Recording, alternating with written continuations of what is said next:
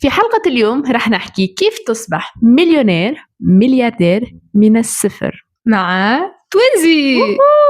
ولو رح تسألونا ليش احنا منا مليارديرات، رح نقولكم ان احنا عم نكتشف معكم الاسرار اللي بيتبعوها المشاهير والمليارديرات لحتى يصبحوا هيك، وعم نشاركها كل معلومة معكم أو خطوة بخطوة معكم. يلا رح نبتدي مع أنجح المليارديرات المعروفين. في مليارديرات مو معروفين وفي مليارديرات معروفين وقصصها بنعرفهم كلهم. راح تبدي لنا سحر بيل جيتس صاحب شركة مايكروسوفت. أوكي. سمعنا عليه إنه عبر التاريخ إنه كان من أنجح ملياردوات، يعني شخص بدأ نفسه من الصفر. مليارديرات لازم نتعلموا أول نقطة كيف ننطق ملياردير. كان من أنجح المليارديرات عبر التاريخ. التاريخ المؤخرا هذا هو شخص بدأ من الصفر، كان طالب عادي في جامعة أكسفورد، في جامعة هارفارد. في جامعة هارفارد كان طالب عادي، قرر أنه يبعد شوي على المسار الدراسي ويقرر أنه يستثمر وقته في الأعمال، ونجح في ذلك حسب الإحصائيات نشوف فيها اليوم. هو من أقوى رجال الأعمال والمليارديرات بالعالم. حد علمي كان أغنى رجل في العالم، لكن تراجع بعد يمكن ستيف جوبز أو يعني في ناس تطلع ناس تهبط، بس يعني كلهم في التوب 3 أو توب 4.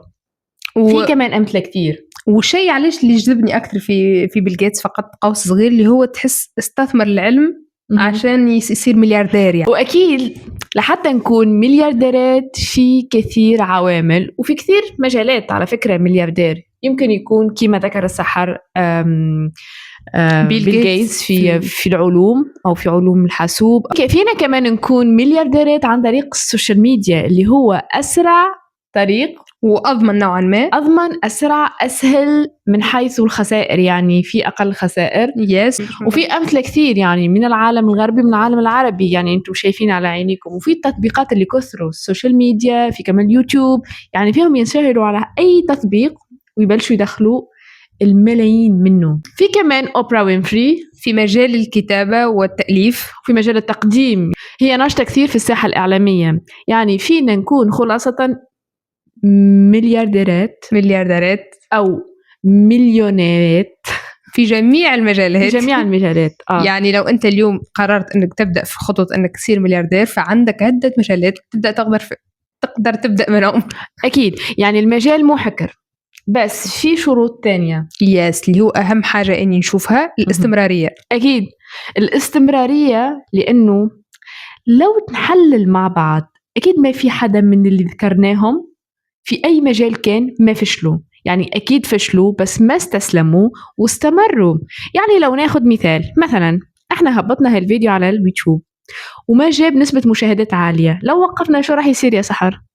راح نخسر فرصة إن نجم ننجح في المستقبل. أكيد يعني حتى الأمل إنك يمكن تنجح في المستقبل تنمحي، ما عاد في أمل، لأنه ما راح نستنى النتيجة من حاجة وقفت. وهذا يهزنا للنقطة الثانية، واللي هي الثقة في النفس، أو إنك تأمن بنفسك إنك راح يجي يوم وتنجح. لحتى تكون أغنى واحد بالغرفة مو لازم تكون أذكى واحد، بس لازم تكون أكثر واحد مصر، أكثر واحد بيشتغل، وأكثر واحد يواصل وقت الجميع يوقف. أكيد راح نعطيكم شوية أشياء لازم يكونوا عندكم لحتى تكونوا مليارديرات. أولاً راح نبدأ، لازم يكون عندك skills، لازم تكون في فكرة، لازم تكون في شيء أنت بتقدمه للناس والناس تتعلم منك. فهذا تعطيهم سيرفيس يعطوك فلوس، ويتطور هذا السيرفيس لحتى يشمل أكثر ناس من العالم فتدخل أكثر فلوس. ثانياً في بناء شبكة علاقات. تنجم تصير عبر عدة عوامل، مثلاً تروح لإيفنت في لينكدين، في أي شيء يقدر يقربك من ناس أنجح منك أو أكثر منك في المستوى، خلينا نقول المستوى المادي، أو تقدر تتعلم منه فكرة. يعني ابني صداقات في مجالك أو في غير مجالك، تعلم أشياء جديدة من الناس. ما تقول هذا مو في مجالي ما لازم أتعلم، اسمع، يعني لازم نتعلم ونسمعه. هذه الأشياء احنا بنطبقها حاليا يعني معكم، واحنا عارفينها already. لو كنا عارفينها already كنا already مليارديرات بس احنا بنتعلم مثلكم. الشيء الثالث، لما المشروع ينجح لازم نفكر نتوسع. يعني خلاص أنا بكتفي بهذا النجاح راح أوقف هون. لا، لأنه الدنيا عم تتطور، فلازم احنا نتطور معاها. لازم المشروع لو ينجح نتطور ونطوره هو كمان لحتى ندخل أكثر مدخول مادي. ونحسها هذه نقطة مهمة على الآخر، لأنك الأهم من أنك تنجح أنك تواصل في النجاح. تواصل في النجاح، وما تواصل في النجاح كان ما تقدم في النجاح. هذا لازم نواكبه العصر يعني. والنقطة الرابعة راح تقولها لكم سحر لأنه اختصاصها أكثر. تعلم مهارات القرن 21 مهم جدا. إذا بدك تكون رجل أعمال ناجح أو سيدة أعمال من فضلك، أو سيدة أعمال ناجحة، لازم تفهم أنت شو الشيء اللي شو سوق الشغل أو شو الأشياء المطلوبة في القرن 21.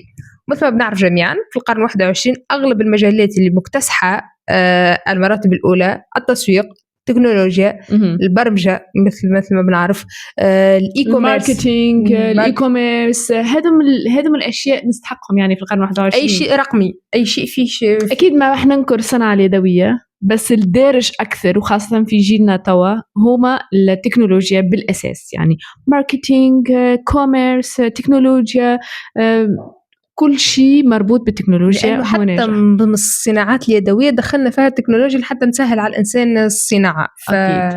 فإيه هذا من أكثر المجالات، أو هذا من أكثر المجالات اللي يكون فيهم فرص. وأهم شيء أنا بشوفه كخلاصة كل شيء، طور من نفسك كل يوم. يعني كل يوم تعلم مهارة جديدة. ما يهمك تقول والله مش راح استحق المهارة، راح تستحقها، راح يجي يوم وتستحقها. على فكرة احنا رجعنا ندرس، أنا وسحر رجعنا نقرأ شوية كتب، رجعنا نطالع شوية، رجعنا وأني وسحر عنا كثير إنه حابين على طول نكونوا أبديت، يعني على طول بنتابع الأخبار، شو صار هون شو صاير هون، ومو بس أخبار الفنانين أو المشهورين هدول، يعني كان زمن كان في الزمن القديم، بس هلأ نتابع شو صاير في العالم كثير، يعني لحتى تلهم نفسك من الأفكار من الناس. خلاصة الحديث رح ننهي الفيديو لأنه ما حابين نطول عليكم، حابين نفيدكم ونفيد أنفسنا. لازم يكون عنا صبر، ولازم يكون عنا استمرارية، ولازم يكون عنا إصرار، ولازم يكون عنا ثقة في النفس لحتى ننجح مع أكيد الشغل. مو بس هدول، واللي يلم كل هدول هو الشغل والعمل على الحاجة اللي حابينها. ونتمنى أي شخص اليوم عنده فكرة يبدأ في تطبيقها من اليوم، لا تستنى لبكرة. وإن شاء الله يا رب جميعنا نكون مليارديرين. وبس راح نكمل في هاي السلسلة على فكرة، وكل ما نتعلم إشي جديد راح نحكيه لكم، راح نشاركه معكم. ولو حابين الفيديو، لو عندكم أفكار مشاريع، اكتبوا لنا في الكومنتس واستنونا في فيديو جديد. يلا باي.